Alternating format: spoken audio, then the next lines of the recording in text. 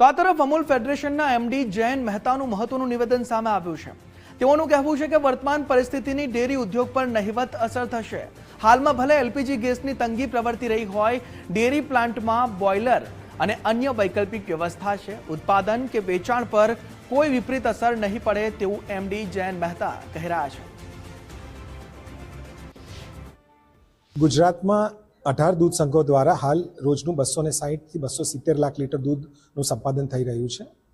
હાલમાં જે યુદ્ધની પરિસ્થિતિ છે ગલ્ફના વિસ્તારમાં, તેના લીધે ગુજરાતના ડેરી ઉદ્યોગ પર કોઈ વિપરીત અસર પડવાની શક્યતા નથી।